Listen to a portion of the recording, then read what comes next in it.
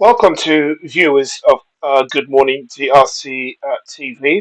I want to bring you the latest on what is happening in the Democratic Republic of Congo.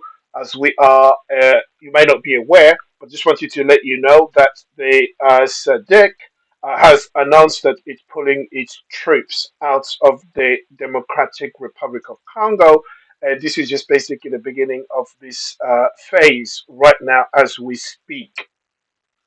So, a little background into what the SADC is actually doing in the DRC. The Southern African Development Community, which is SADC, has announced that it is withdrawing its troops from the Democratic Republic of Congo. I mean, why is this happening? I mean, this decision was made during a recent summit where the leaders determined that since being in the Democratic Republic of Congo, they have finished their mission there.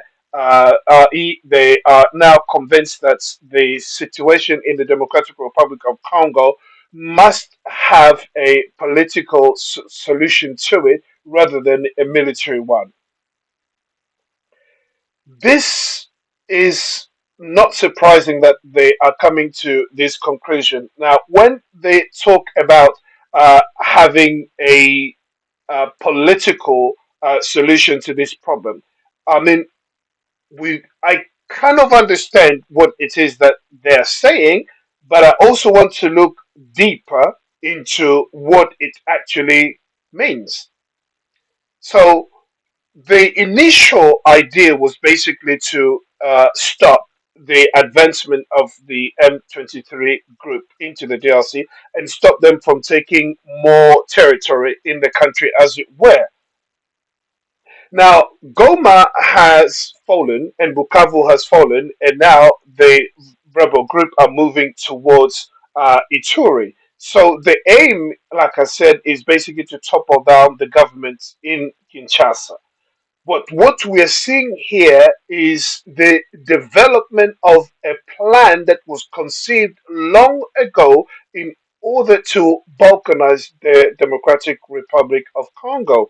If you remember my previous videos I did last week, I mentioned the fact that Tshisekedi has run out of option, and the only option that he has now is to come to an agreement with the US in order for them to provide security in exchange for rare minerals. And we understand so far that the US is, in essence, agreeing to this deal, but it's not yet concrete, it's not yet made official. But we know that in the background there are things that are being done in order to elaborate on this so they can basically come together and decide on what necessary steps to take. But from the information that I gather coming out of Washington is that Washington is in favor of this. And mind you, the US used to have base in the Democratic, they still have their bases in the Democratic Republic of Congo, but now they are just going to expand on this mission, or if they need to re-equip more of their bases, revive it again, so that they can actually provide security for their own minerals or the sites or the different places where they're going to be exploiting, and also provide security for the country. As I've always said, is that the US is behind most of the things that is happening in the African nations. Now, it would only take orders from the US, like Obama did in 2013, for the M23 to back off. And Kagame would have no option but to listen to his masters and back off. But it's now the time for the US to make a deal. As you all know, President Trump is a deal maker, and he will make a deal that will benefit America and his own pocket. So this is a good situation for him, I mean to say, for him to negotiate and to take as much, knowing that the Democratic Republic of Congo is at the difficult crossroads. Now, all these countries that are leaving right now, SADC is leaving right now because they are convinced that this is a political issue and they must go to the roots causes of this problem.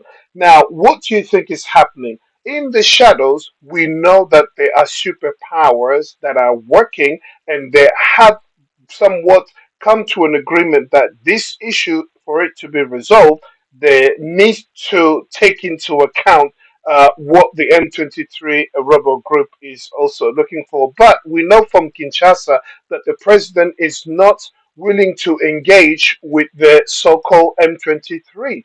He said he wants to deal with Kagame because Kagame is the owner of M23 rebel group. And the world at large knows what Kagame has been doing in the Democratic Republic of Congo, and so does the international community and the those who are pulling the strings. So now the situation as it stands at the moment, the US, the EU, the international community has given they have basically told the leaders of Africa, i.e., the African leaders, to find a solution to this problem. That is, they need to go back into the uh, um, Rwanda dialogue, and they need to go back to Nairobi dialogue. So there are two dialogues that the international community has asked the M22 group to take part in. One of it is Rwanda, the Rwanda solution, and also the Nairobi one. But from what we know is that the M23 doesn't want to take part in either of this dialogue because it knows that if it goes or attends, they will be required to disarm and they'll be required to basically reintegrate the society at large, and that what their demands will not be met because Kagame is determined that this time around he's not going to move out. He must make the most out of it, especially because he has lost troops in the DRC. And this time around, he knows if he loses it, that's it. It's done. He will never come back into the DRC again. But now, what we know is that the US, as I said before, is in favor of going to the Democratic Republic of Congo, and very soon we might see the US deploying its troops there. And once the US is in that game, that's it. It will be done temporarily until a definite action is taken to eradicate this situation. And that will probably just mean that Kagame will have to leave power for that matter really to come to an end. But this is what we have so far. I'll bring you more news as they unfold. Many thanks. Thank you for watching. Take care. Bye bye now.